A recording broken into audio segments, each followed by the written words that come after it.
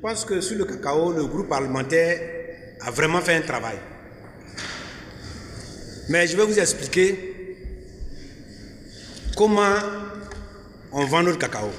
Parce que les producteurs produisent, mais ce n'est pas eux qui vendent le cacao. On vient acheter leur cacao, on leur fixe un prix. Alors il y a plusieurs mécanismes, mais je vais choisir le mécanisme que nous, PDCI, on a adopté et que le RD a adopté. C'est ce qu'on appelle la vente par anticipation. C'est-à-dire à partir du 1er octobre 2024, nous allons donner un prix, mais nous allons commencer à vendre notre cacao de 2025-2026 là. Nous allons commencer à vendre ça en avance.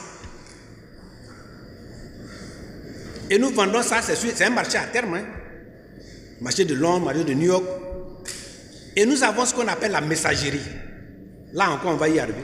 C'est-à-dire qu'il y a des personnes qui sont comme moi, qui sont assis chaque jour, là, et qui regardent le prix sur le marché mondial.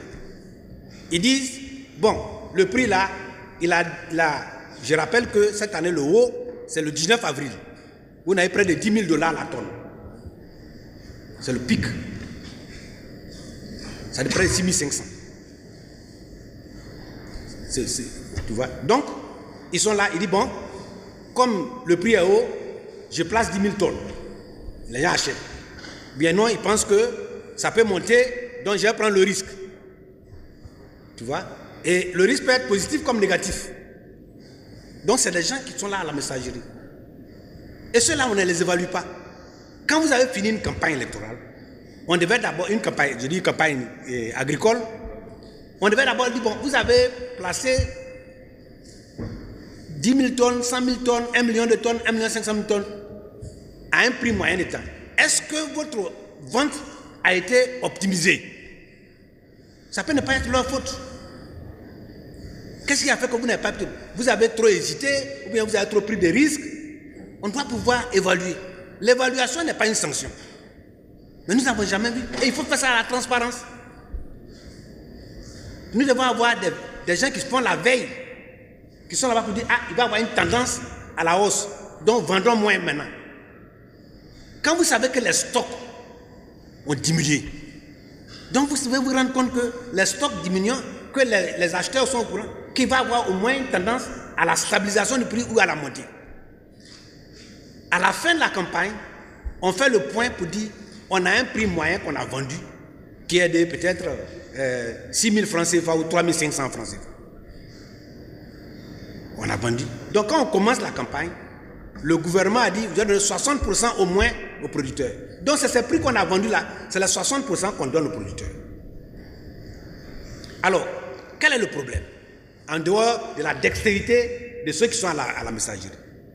Il y a d'abord les prévisions. Pour vendre quelque chose, il faut se dire, je vais avoir ça. Si vous vendez quelque chose que vous n'avez pas produit, on appelle ça défaut. Il faut donc avoir une bonne prévision. Une prévision, les agronomes savent comment on le fait. On le fait dans le coton, on le fait dans le cacao. Mais si vous faites une mauvaise prévision, que vous dites, je vais avoir 2 millions de tonnes, et qu'à la fin c'est 1 500 000, vous avez un problème. Donc si vous ne faites pas de bonnes prévisions, vous allez avoir. Oh, il se trouve que nous là, on a eu des problèmes de prévision. Parce qu'il y a eu l'impact du changement climatique. Il y a eu l'impact de ce qu'on appelle le sida du cacao, qui est le swan and shoot. Et on n'a pas anticipé suffisamment. Quand le cacao, la surface diminue, pour compenser, il faut que les rendements augmentent. N'est-ce pas? Si vous produisez 2 tonnes à 1 hectare, et alors qu'à côté, il produit 1 tonne à 1 hectare, il faut 2 tonnes, il faut 2 hectares pour qu'il produise la même chose que toi. C'est logique. Or, le Centre national de recherche agronomique qui produisait le cacao de haut niveau, qui pouvait augmenter la productivité, le gouvernement a décidé de ne plus leur permettre de distribuer des semences améliorées, disant que ça allait créer la surproduction. Ça a été l'effet inverse. Comme les surfaces ont diminué à cause du swan and shoot et que l'impact du changement climatique a fait, il y a eu donc diminution de nos productions. Et comme nos productions ont diminué sur les premiers producteurs, les mêmes maladies là ont attaqué le Ghana. Donc au niveau mondial, la demande a été plus forte que l'offre. Ça fait flamber les prix. C'est très simple. Les stocks que les gens gardent, les stocks ont commencé à diminuer. Donc les industries qui ont besoin de la matière première que la fève ont commencé à mettre les enchères. Ça donne la première leçon, c'est que les gens qui ne voulaient pas payer cher le cacao là, ils pouvaient le payer cher. S'il n'y avait pas cette diminution là, ils n'allaient jamais payer ça. Ils ont dit non, c'est pas rentable. Mais comme le stock a diminué et l'offre a diminué, ils ont augmenté. Aujourd'hui, on a atteint 10 000 dollars la tonne. Ça veut dire qu'on pouvait le faire. La deuxième chose, c'est que nous-mêmes, notre système de prévision n'a pas été parfait. La troisième chose, c'est que nous n'avons pas prévu l'accroissement de notre production, qui est minimum, par l'amélioration de la productivité, qui devait être les semences améliorées, et le contrôle phytosanitaire. Du coup, nous avons un prix élevé et moins de cacao à donner. Voyez-vous? Mais ce qui est grave, comme c'est très stratégique, je ne vais pas trop dire parce que demain nous on sera à leur place dans quelques mois. Là. Donc, les frères sont là, non, on sera là-bas, non? À la caisse, voilà. Donc, on ne va pas trop détailler les choses ici parce que c'est stratégique. Le cacao, c'est tout plein de stratégie. Mais en fait, dans la commercialisation, quand vous n'arrivez pas à satisfaire votre client avec qui vous avez pris un contrat, vous avez deux types de pénalités. Soit une pénalité pécuniaire, soit un transfert d'une campagne à une autre de la livraison. Par exemple, si vous devez livrer quelqu'un en novembre, que vous n'avez pas pu livrer, il dit, bon, vous n'avez pas pu livrer en novembre, mais comme vous n'avez pas avoir la petite traite, moi je voulais que vous me le livrez là-bas. Mais si vous devez livrer à la deuxième traite au mois de mars, vous allez livrer au prix du mois de novembre. Or, le mois de novembre, on était à 2 000 dollars la tonne. Or, au mois de mars, on tend vers près de 5 000, 6 000 dollars. Ça veut dire que vous perdez. Et c'est ça. Si vous avez perdu, vous ne bénéficiez pas donc de la flambée du prix. Or, si on n'a pas besoin de la flambée du prix, vous ne pouvez pas répercuter ça sur les producteurs. Donc, le producteur, il paye pour le non-professionnalisme de la gestion de la commercialisation. C'est très simple. Or, les gens qui font prix spot, comme le Cameroun, eux, ils n'ont pas venu par anticipation. Donc, ils captent le prix courant. Mais il faut dire que chaque système a ses avantages et ses inconvénients. Mais tout le problème se base sur donc, 1. Les prévisions des récoltes, 2. Le respect des contrats, et 3. L'amélioration de la productivité pour compenser ce qui est perte liée à l'oxygènement climatique et à, comment on appelle, au shoal and shoot. Voilà tout simple. Donc quand nous on suit, nous on a un expert, PDCI, les vrais experts de l'agriculture là sont au PDCIR. Les vrais.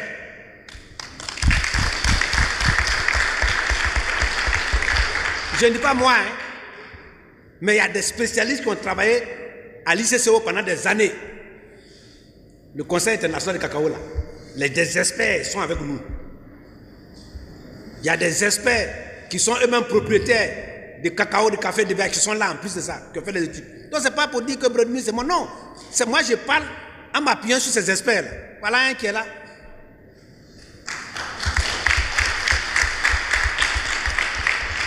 Alors quand je parle, on dit non, voilà. Non, c'est la réalité. Mais c'est la même chose pour l'anacarde. Mais mon ami, comment tu peux demander à un planteur d'anacarde qui a lui-même fait son champ d'anacarde? Est-ce que des gens sont allés dans le champ d'anacarde pour ramasser la noix de viande? Mais tu viens tout terrain là, moi j'en ai fait, c'est cassé. C'est les enfants qui peuvent aller faire ça. Et le prix, c'est 663 francs. Prix CAF.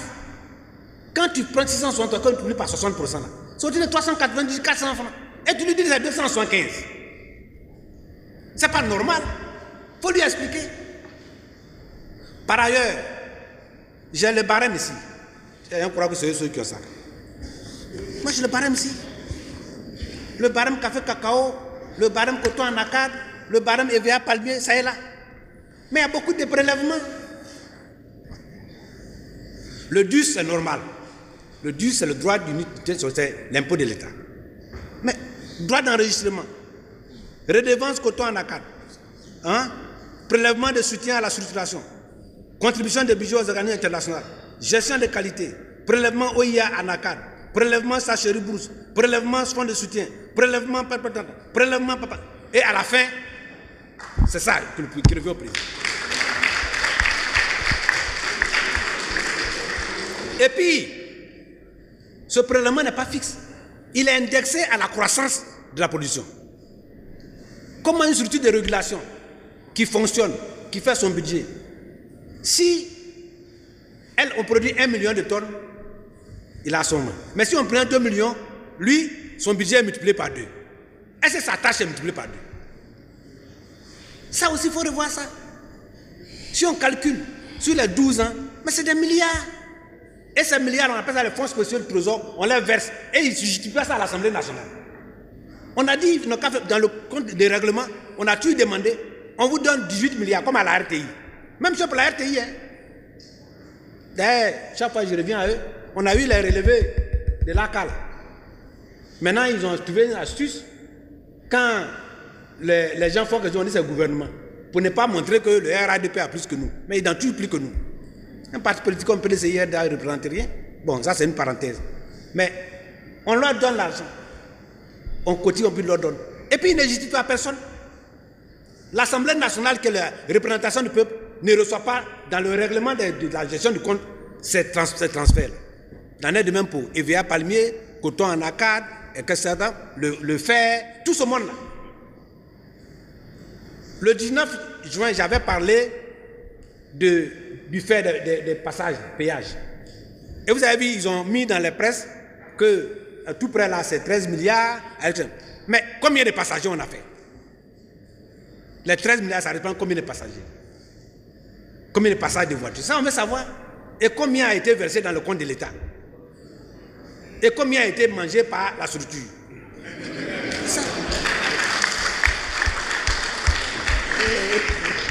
C'est ça. C'est la transparence. Donc c'est ça, c'est de ça que nous parlons.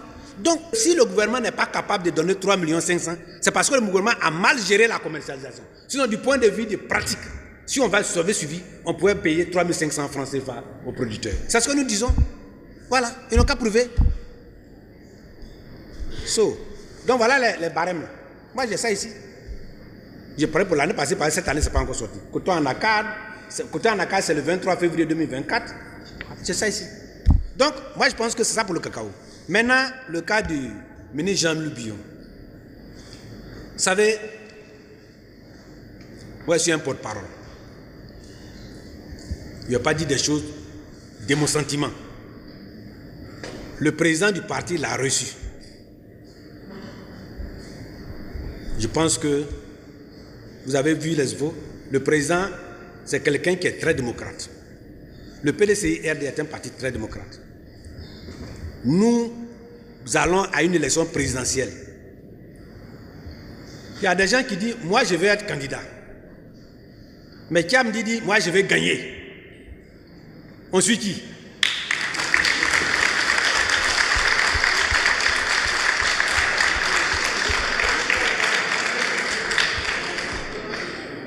C'est tout. Et pour gagner, il faut se préparer. Et pour se préparer, il y a un certain nombre de choses qui sont prioritaires. La liste électorale, l'organisation du parti, ce qu'on appelle le maillage. Et tout ça là, on est sur le terrain. Mobiliser les gens.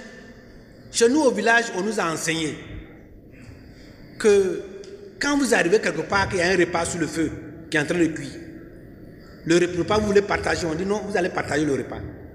Et que quand le feu est en train de s'éteindre, il faut l'attiser, puis vous allez partager. Il ne faut pas attendre que le feu s'éteigne.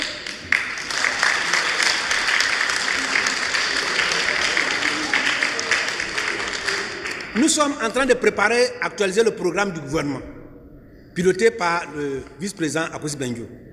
Si on va à la convention, qu'il y a un candidat qui est là, ce candidat va s'appuyer sur ça. Nos présidents n'aura pas deux programmes. Donc, si on est intéressé à ce que ça soit moi là, il faut avoir tes yeux dedans, tes oreilles dedans, ton nez dedans, pour adapter à ce que tu puisses le faire. C'est ça que nous sommes en train de préparer. Parce que pour nous, c'est gagner d'abord. Ce n'est pas participer. Participer parce qu'on a dépassé ça. Voilà. Et jamais, depuis 25 ans, le PDCI n'a été aussi proche du pouvoir. C'est moi qui vous le dis. Vraiment, je demande pardon. On n'a qu'à aller prendre le pouvoir. Moi, je vais avoir 68 ans bientôt. Je ne suis pas un enfant. J'ai quoi avoir dans le directeur de cabinet, dans tout. Il n'y a pas dedans. C'est pour vous qu'on travaille. J'aurais pu m'asseoir, manger un peu ce que j'ai, regarder ma femme, regarder des trucs comme ça. Mais on est en train de se battre, c'est pour vous. Pardon. On n'a qu'à aller se mettre derrière. Monsieur le président, c'est mon jeune frère. Mais je suis derrière lui. Parce que c'est par lui qu'on peut gagner. Je demande pardon à tout le monde.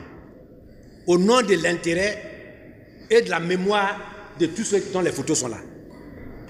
On souffre. Les Ivoiriens comptent sur nous. Si on les déçoit, ils vont complètement abandonner le PDCI RDA. Donc n'arrivons pas là-bas. Faisons en sorte que le PDCI... Les gens ont peur de nous. Les gens qui sont dans le parti au pouvoir quittent pour venir. Et vous croyez que c'est des gens qui sont idiots? C'est parce qu'ils voient les bonnes choses venir.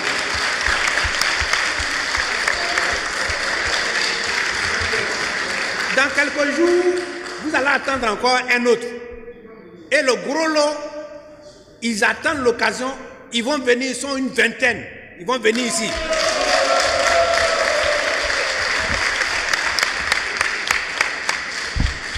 Donc, nous là, on joue avec ça. Voyez-vous? Pardon. Donc, je pense que vous avez parlé, je n'aime pas personnaliser, moi je suis un porte-parole. Le président du parti m'a dit qu'on ira à la convention. Il me l'a dit, il me l'a répété. On ira à la convention. Tous ceux qui veulent être candidats seront autorisés à être candidats. Même s'il y a des exceptions qu'on a fait pour être candidat, on fera ces exceptions. Pas être candidat pour que, pour une fois pour tous, on mette KO et puis on avance. Voilà.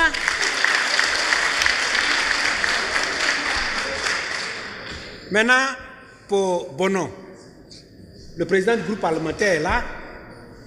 C'est d'ailleurs le groupe parlementaire qui a relevé, qui a fait monter. Actuellement, on a une équipe là-bas. KKD, l'honorable, qui nous ont relevé tout ça là. Quand je vous donne des informations là, mais c'est vraiment, je suis un porte-parole. Je n'invente rien. Ce sont les équipes qui travaillent et puis moi je parle, je mets la forme, je mets le tout dedans. On est Brenmi, mais Brenmi il est fort parce que les autres sont forts. Voilà, c'est tout. Et je vous ai dit ce matin, quand j'ai quitté la maison pour venir, on m'a dit, ah, le président de la République vient de suspendre des choses. C'est qu'on est up-to-date, on est vraiment au ça. Donc, déjà les dispositions sont en cours. Nous sommes, il y a sur notre plateforme PDCI, député, groupe parlementaire, il y a déjà des dispositions qui ont été prises. Une mission va aller pour les secourir. Normalement, ça relève de l'État. Mais les députés, vrai ou faux, voilà. On va faire quelque chose qui va aller. On dit quand on va à la chasse, là, quand les animaux vont à la chasse, chaque animal a l'arme de sa taille. Les fourmis aussi prennent l'arme de leur taille. Les éléphants ont l'arme de leur taille. Nous, on est dans l'opposition, on n'a pas beaucoup, mais on fera ce qu'on peut en attendant que l'État vienne faire passer le devoir de l'État de secourir les gens. Voilà. Donc voilà ce que je pourrais dire pour ces trois questions. S'il y a une deuxième liste, bon, ce sera bienvenu. Merci beaucoup. Je pense que c'est des questions importantes. La première question concerne les indisciplinés. Voyez-vous, souvent, le PDCI RDA, j'ai vu aussi, comme vous écoutez, qu'on a dit qu'on est parti à la convention, enfin, au congrès extraordinaire, qu'on a pris une résolution pour dire que notre candidat à la convention était le président Tiacha et qu'il y avait un ordre unique dont on ne devait pas traiter de points. Mais les gens oublient qu'il y a une résolution aussi qui a été prise pour les indisciplinés. Là, les gens ne parlent pas de ça. Si la résolution qui dit que nous prenons le président qui a comme nos candidats à la convention est critiquable, c'est que cette résolution aussi doit être critiquable. Vrai ou faux? C'est pourquoi quand on parle, il faut faire attention. Quand ça arrange, on ne critique pas. Mais nous pensons que les deux sont valables. Mais on a pris une résolution pour désanctionner les indisciplinés. Et là-bas, on a dit que les choses devaient se régler au cas par cas. La reprise. Ça, c'est clair, hein? Donc, le cas par cas, c'est le conseil de discipline, le président qui règle. Les concernés, je pense qu'ils doivent s'adresser à la même partie, à la haute hiérarchie du parti. Vous ne pouvez pas vous asseoir là-bas et puis vous avez pris une sanction qui a été quelquefois détrimentale. Il y a des endroits où on a perdu à cause de nous-mêmes. On ne va pas quand même s'asseoir là comme ça et puis dire bon voilà, tu es à la maison, bravo, viens prendre ta place. Il faut que toi-même tu reconnaisses que tu as fauté, tu as causé des dommages et faire amende honorable et à la limite présenter des excuses. C'est une procédure qu'on a tous apprise au village. Il y a des cas où le candidat RHDP avec 20% des voix. Et pour notre division, on n'a pas pu faire, ou bien il avait 30%, pour notre division, nos deux candidats avaient 70%. Et on a perdu. Ça là, est-ce que c'est facile à avaler? Et tu vas venir revendiquer encore, on dit bon on t'a pardonné. Tu dis non on a pardonné là. Moi maintenant je vais venir te commander encore. On va t'observer un peu. Voilà. Donc on a une période d'observation. Mais le président du parti est dans les dispositions d'utiliser tout le monde pour la bataille. Mais de grâce, ne faites plus pression. La plupart de ceux qui sont en train de faire pression là, moi le président Bédier m'a envoyé les voix personnelles. Moi Bredumi, c'est pas tout on dit. Ceux qui savent, souvent ils ne parlent pas. C'est ceux qui parlent, ceux qui ne savent pas qui parlent. Que ce soit à Cocody ici, que ce soit de moi on m'a envoyé en tant que porte-parole de Bédier pour aller les voir. On se regarde dans les yeux comme ça. Ce qu'ils m'ont dit là, je ne vais jamais dire au public. Ça, je les promets. Mais il ne faut pas qu'ils continuent comme ça. On n'a qu'à tous se mettre ensemble. On peut servir le parti à quelque poste qu'on est, pourvu qu'on y met la volonté. Là, c'est au faux boyen. Donc, je pense qu'on va régler au cas par cas. Et on va quand même permettre d'observer. N'est-ce pas? On a une situation très fragile. Voilà, donc, ils n'ont qu'à être patients, ils n'ont qu'à travailler, ils n'ont qu'à reprendre la situation. Quand on était à l'université là, tu te mets dans le rang, des fois tu vas aller intégrer. Si on te rejette là pour aller au restaurant, tu rejettes là, tu vas derrière.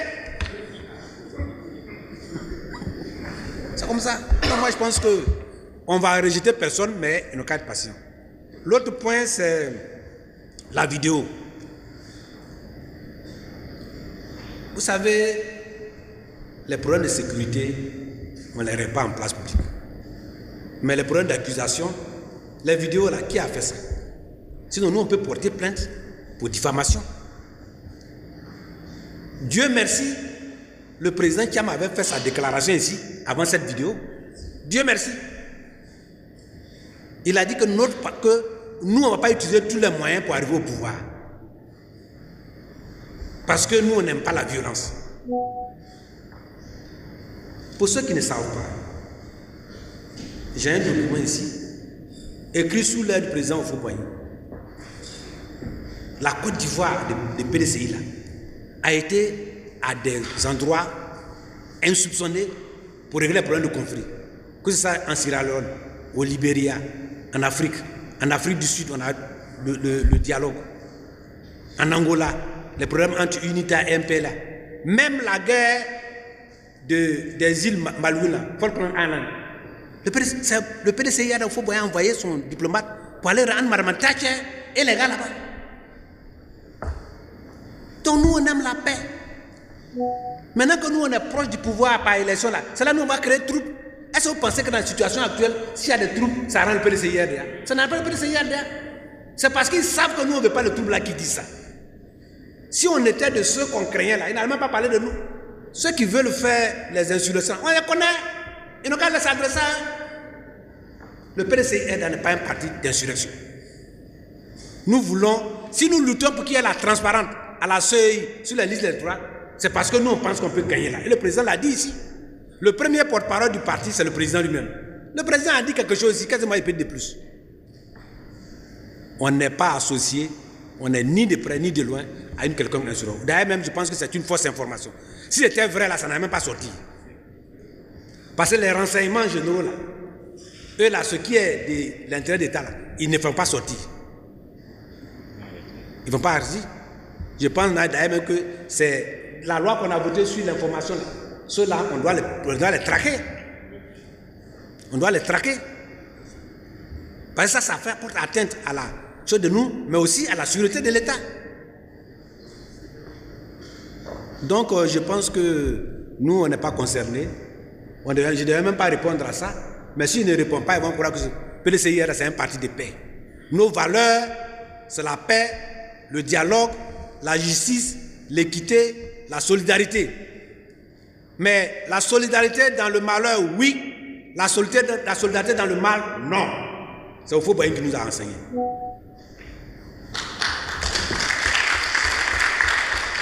Et c'est le sens de ce que le président a dit ici. Nous sommes tous venus ici pour répondre à votre question, pour les alliances. Nous avons dit que tout ce qui est injustice, nous sommes pour qu'on se batte ensemble.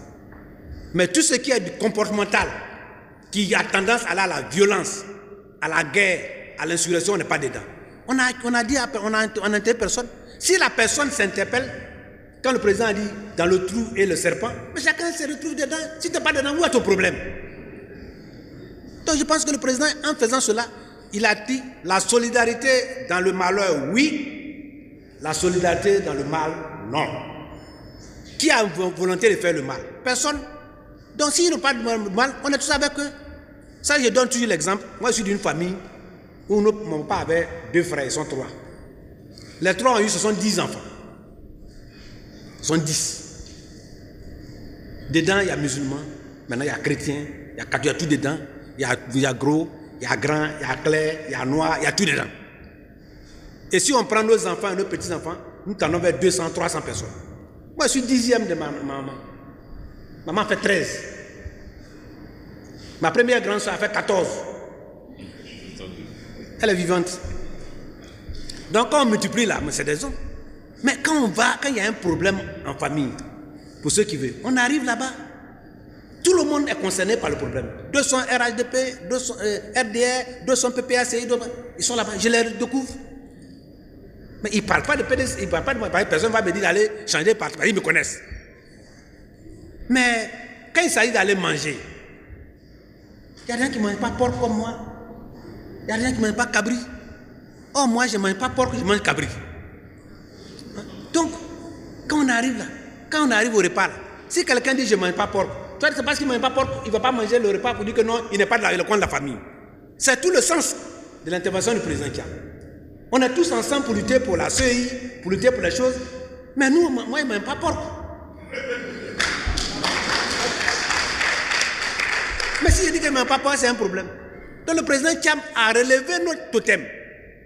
Il dit on est ensemble, hein, mais attention, nous on a un totem. Donc, c'est pas parce que je dis que je ne mange pas porc que mon frère qui mange porc, il va dire non, quand il ne mange pas porc, donc il ne veut pas être mon frère. C'est pas ça. On est frères pour les problèmes d'intérêt qu'on a. Mais chacun reste chez lui. Moi je mange cabri. Ma maman ne mange pas cabri. Ma femme ne mange pas cabri. Quand les deux étaient chez moi, ils étaient minoritaires. Mais j'ai dit, faites mon cabri, parce que moi j'aime le cabri. Mais ce n'est pas parce que ma femme ne mange pas cabri, moi je mange cabri, que je vais dire que non, comme tu ne manges pas cabri, tu n'es plus ma femme. Non. C'est le totem.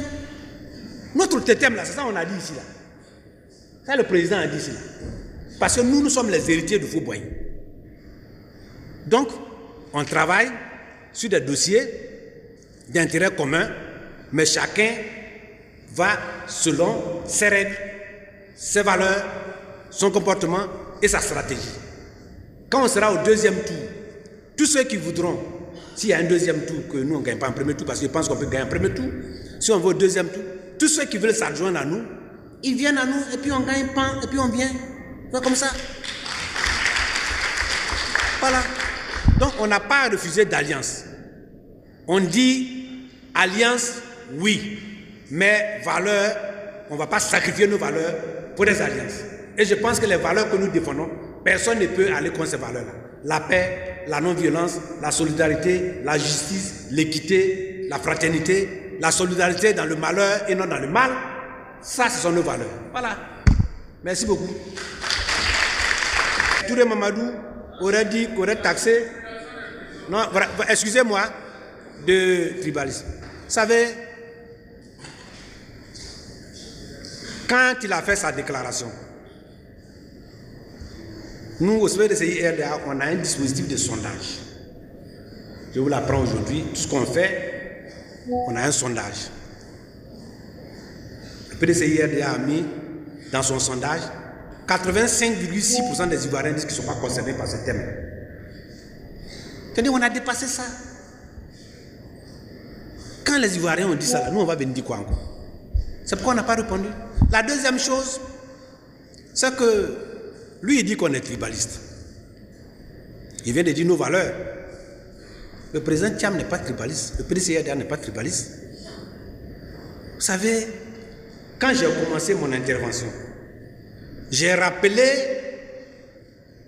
la mémoire du président Bédié qu'on allait honorer à Boudago. Ça, c'est la solidarité. Nous reconnaissons nos valeurs. Nous ne sommes pas ingrats. Mais le président Bédié, parlant des alliances quand vous parlez, s'il y a quelqu'un qui a incarné une alliance pour permettre aux autres d'être au pouvoir dans ce pays-là depuis l'indépendance, c'est Henri Konan Bédié, le PDCI. Il est même allé s'asseoir au golf. J'espère que lui, il était là-bas. Pendant des mois, jusqu'au 11 avril. Mais le président Bédié avait quoi à voir là-bas? C'est pas solidarité. Et il allait là-bas. Et c'est aujourd'hui ce même Bédié-là. Ah oui, d'accord.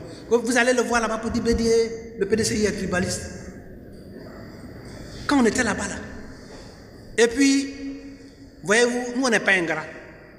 Ils ont montré l'engrais. Mais puis, vous savez celui qui a créé le RDR pour les jeunes? Il s'appelle Gemni Kobena.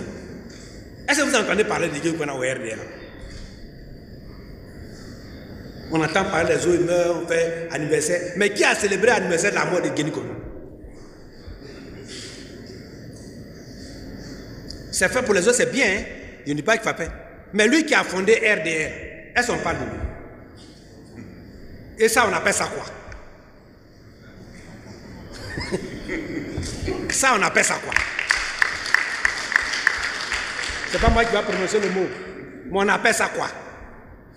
Ils n'ont qu'à apprendre au moins à célébrer la mémoire de Gemni Kobena. Je leur demande pardon.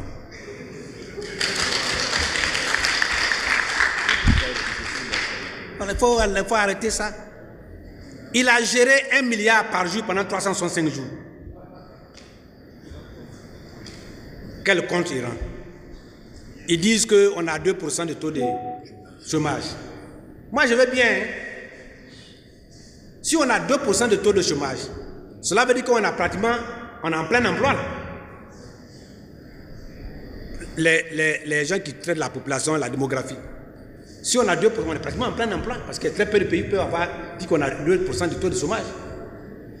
Mais quand on a 2% de taux de chômage et qu'on a 39% de taux de pauvreté, ça veut dire qu'il y a des gens qui travaillent mais sont pauvres. Ça veut dire qu'ils font de l'esclavage. Ça veut dire qu'il y a des esclaves. Tu travailles puis tu ne peux pas vivre toi-même. C'est que tu es esclave. C'est ce que ça veut dire. Est-ce que c'est ce genre d'emploi que vous avez besoin? Donc moi je pense qu'il n'a qu'à s'occuper. Un membre du gouvernement ne doit pas dire des choses comme ça. Mais comme ils sont désemparés, vu la vitesse, l'engouement, la ferveur, le dynamisme, la tectonique que nous sommes en train de créer en venant pour venir prendre le pouvoir, évidemment ça fait trembler là-bas. Mais nous n'allons pas répondre à ce genre de choses. Nous allons maintenant juger leur bilan. Un bilan inattaquable, c'est ce que nous sommes en train d'attaquer.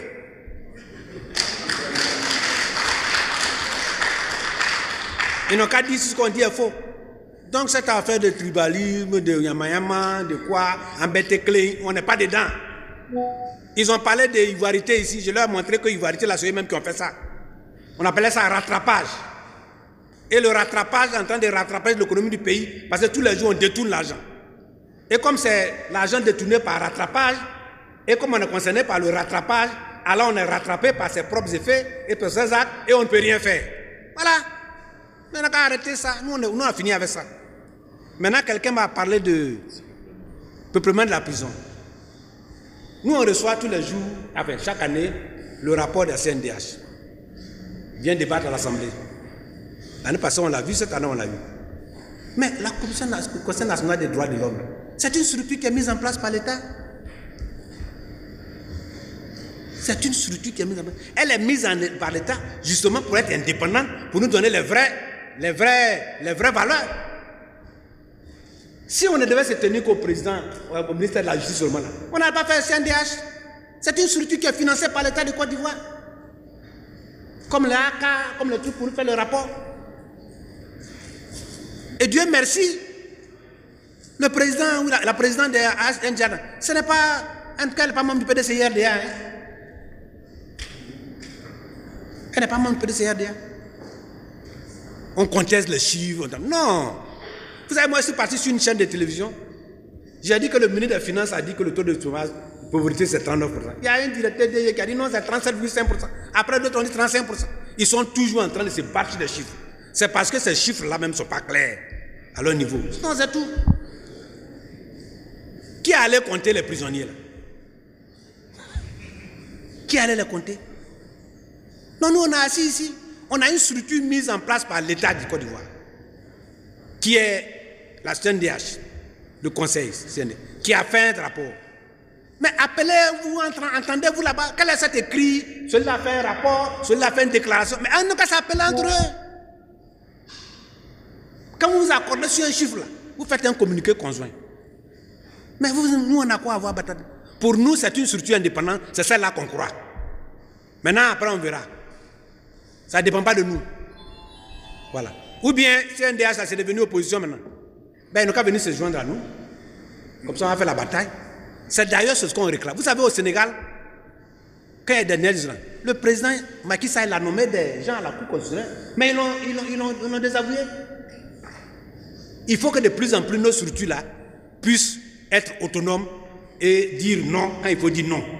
Voilà, c'est ce qu'on demande à la CEI d'ailleurs. C'est tout. Bravo à CNDH pour avoir dit ce qu'ils ont dit. Voilà. Le PDCI RDA, c'est ça la solidarité. De plus en plus, l'effet QIAM de cohésion qui dit tous ensemble.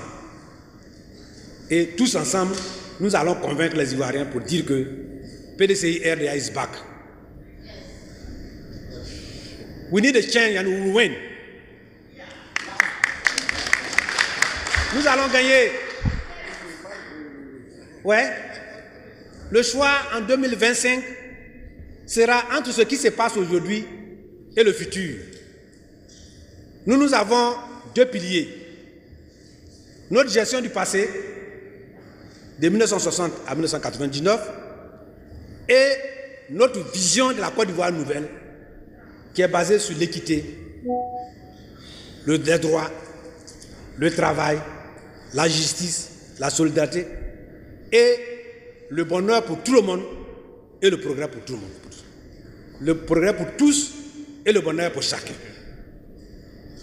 Tous ensemble avec le président Thiam. Allons en octobre dans la paix et dans la sérénité, inscrivons-nous et battons nos adversaires proprement dans les urnes.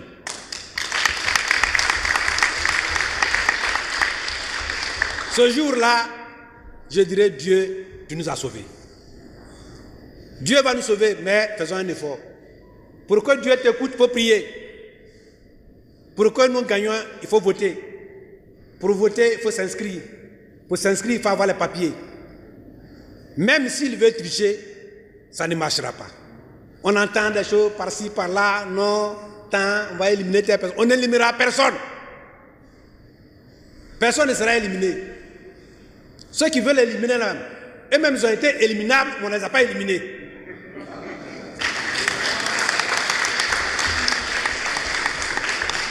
Donc, n'éliminez la personne. Les Ivoiriens veulent la paix. Laissons le peuple faire son choix. On nous a attaqué quand on a fait du varité. Ce matin, quand je venais sur une radio internationale, on parlait du Gabon. Vous avez vu les conditions d'éligibilité au Gabon? Mais on n'a qu'à les interpeller. La communauté internationale n'a qu'à les interpeller. On a voulu stresser Bédié, on l'a humilié, on a fait. Mais mon papa est mort. Mais Dieu va montrer que Bédié avait raison. Président Bédié, que Dieu t'accueille, parce que tu as fait beaucoup pour ce pays-là. Tu t'es trop sacrifié. On a stressé mon papa. On a été ingrat avec lui. Comment peut-on faire ce qu'on a fait à Bédié en oubliant ce que lui a fait pour les autres? Comment peut-on faire ce qu'on fait au PDCIRDA en oubliant ce qu'on a fait? J'ai vu un chroniqueur là qui disait que bon, il y a un père de la nation. Il n'y a pas de père de la nation. Le père de la nation, c'est Félix Houphouët-Boigny. C'est lui qui est là. D'ailleurs, on va parler de père de la nation. Quand ils veulent trouver des moyens pour se faire, j'ai dit père, il n'y a pas de deux pères de la nation. Le père de la nation ivoirienne, c'est Félix Houphouët-Boigny. On n'a qu'à arrêter ça. Donc, je voudrais remercier la presse, je voudrais remercier tous les militants qui sont venus. Nous avons repris nos combats et nous allons continuer jusqu'au 25 octobre 2025, au soir, à partir de 2 h du matin, tout le monde ici, pour célébrer la paix. Avec la victoire. Avec la victoire. Ici, à la maison du parti. Et nous avons une chance que non pas. On a Félix Houphouët-Boigny et Henri Konan Bédié, ils sont près de Dieu. Et ils n'en ont pas. Voilà. S'ils veulent en avoir, ils n'ont qu'à faire comme eux. Mais nous, ils n'en ont pas. Nous, on a ça. Et Dieu sera avec nous. Les gens parlent aussi des listes noires, des trucs comme ça, des gens, on ne croit pas à ça. Vous savez, les personnes qui avaient été les plus sécurisées, comme Kennedy, comme Anwar Sadat, on a vu leur sort. C'est Dieu seul qui est protecteur de l'homme. Et nous, notre protection, c'est Dieu. Ce que nous disons là, nous tirons toujours les chiffres de ce que j'ai dit des cotons, j'ai dit ça. Coton en acade, ça est là. EVA palmier, ça est là. Cacao, ça est là. Ce n'est pas moi qui ai signé. Les Ivoiriens doivent être informés dans la transparence de ce que nous faisons. Et c'est ce que le président Thiam promet. Les gens seront évalués. Les données seront claires. Et les Ivoiriens vont juger de ce que nous sommes en train de faire. Nous l'avons fait, nous allons construire pour les gens. Le programme social a échoué. Le programme économique a échoué. Le programme éducatif a échoué. Le programme en santé a échoué. Faisons appel à ceux qui savent. C'est le PDCI-RDA, les mains experts. Je vous remercie.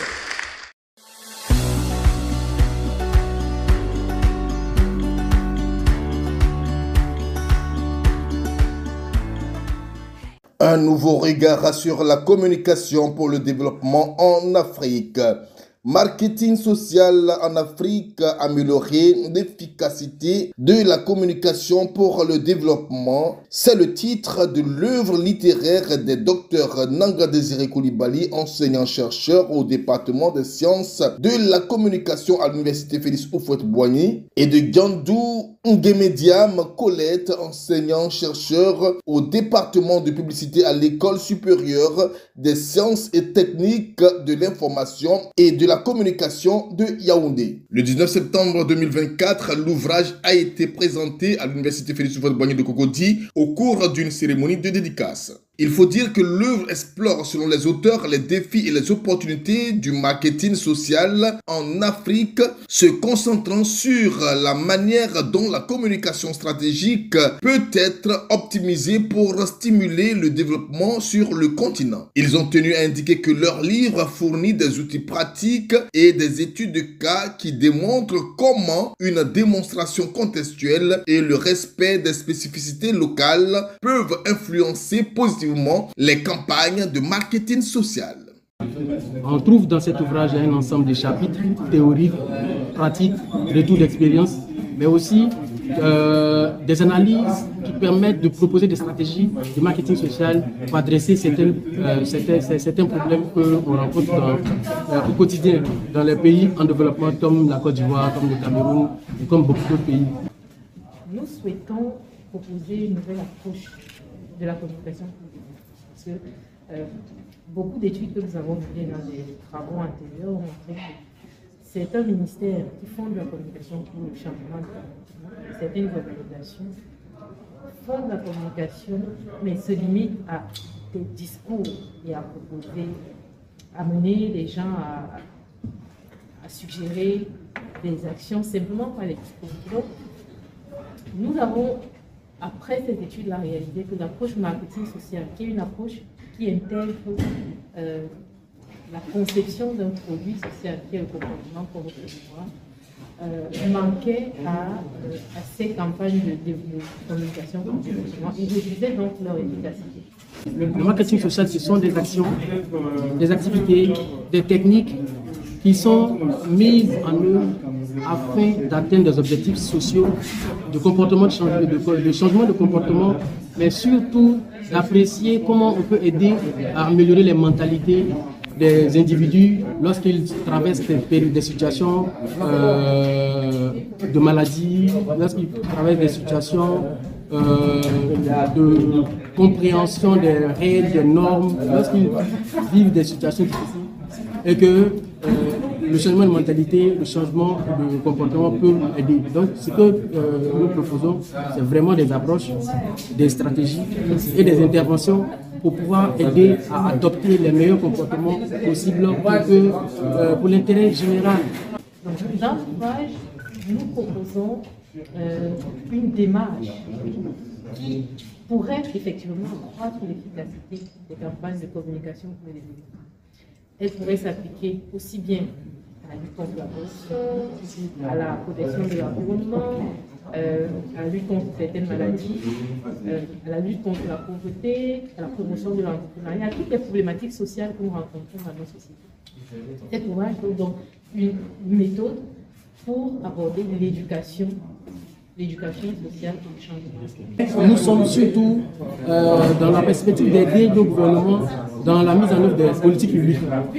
Parce que les États ont pour mission d'assurer la mise en œuvre des politiques publiques et le marketing social est un instrument qui peut aider à mettre en œuvre ces politiques publiques-là. Et donc, c'est principalement ce que nous pouvons expliquer comme étant définition, mais aussi activité que le marketing social peut comporter ou proposer à l'ensemble des politiques et à l'ensemble des populations. Retenons que l'ouvrage Marketing social en Afrique, améliorer l'efficacité de la communication pour le développement, semble bien parti pour catalyser une transformation positive dans la manière dont les campagnes de communication sont conçues et le renforcement de la capacité à atteindre de véritables objectifs de développement durable. Le livre est disponible sur le campus universitaire, au département de communication, au département, à la direction de l'UFR, Information, Communication et Arts. Mais il est aussi, très rapidement, il sera disponible dans les librairies. La librairie de France, Artelec et toutes les librairies dans lesquelles on peut avoir de la littérature scientifique. Donc nous allons nous atteler à mettre à la disposition de tous. Mais il y aura aussi des versions numériques en ligne. Donc pour quiconque voudrait avoir une version numérique, il pourrait aussi les télécharger à condition de payer le coût.